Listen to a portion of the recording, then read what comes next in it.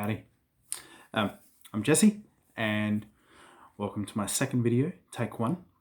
And this one I'm doing it on the INFP mistype, which I've been a bit ruthless for accusing people of in the Facebook comments section. I just wanted to see if I could explain the INFP mistype. Just as a preface, what I'm going to explain doesn't account for learned behaviors and maturity levels, but it's the raw compulsions you feel when you're in a certain situation. And even if this doesn't align with your responses that you use now, it was at some point. And how you feel as an INFJ shouldn't change, just your responses in these certain situations. I also want to preface this with studies haven't been done for a generation on the ratios of MBTI types, but the most recent data, which was back in the 70s, 1% of the population is INFJ, 4% is INFP. So the likeliness that you're an INFP is greater than that of an INFJ. So bear that in mind too. If I call anyone on Facebook an INFP, odds are in my favor. So the thing that can really differentiate you between being an INFJ and an INFP is an empathetic or a sympathetic response. And the INFJ is, the way the mind works is empathetic, and the way the INFP mind works is sympathetic. So in an INFJ, someone tells them a problem, and the response is we imagine ourselves in their shoes. We put ourselves in their situation, and we come up to our best approximation. We imagine the emotions that they would be feeling, and then we feel those emotions. And then all of a sudden, we're triggered to want to get out of their situation. So our brain will formulate a response, figure out the best way that you would get out of the situation if you were them,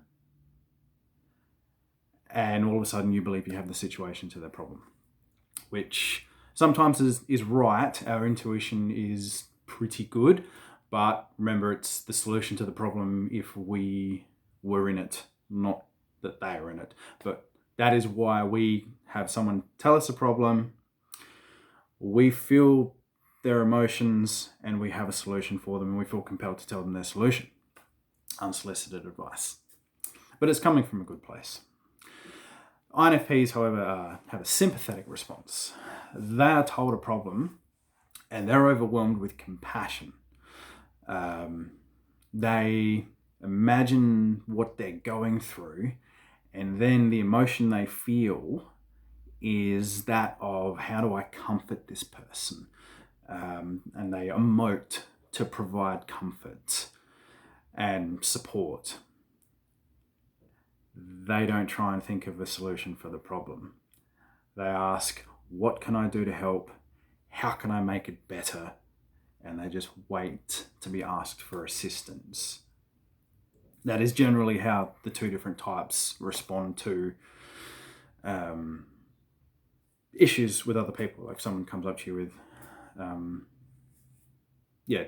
day issue or relationship issue.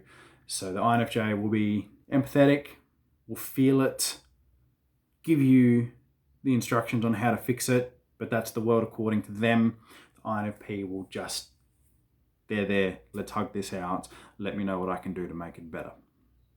So that is how you can differentiate yourself. That's how you can tell if you're thinking, oh, I might be an INFJ, I might be an INFP. How do you respond in these situations? Is it empathy or is it sympathy?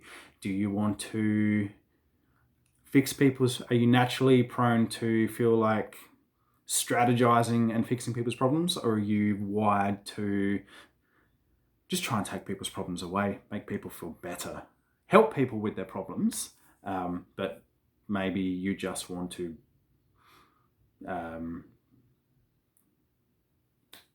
soak up make their sadness go away without actually doing anything except providing compassion, which is probably the most constructive way to address helping people, and one of the downfalls of being an INFJ. All right, thanks for watching. If you disagree with me, as I've said before, I'll fight you in the comments. If you've got any feedback, this camera that I'm using is better, but I don't know if the sound is better. Let me know. And yeah, thanks for watching.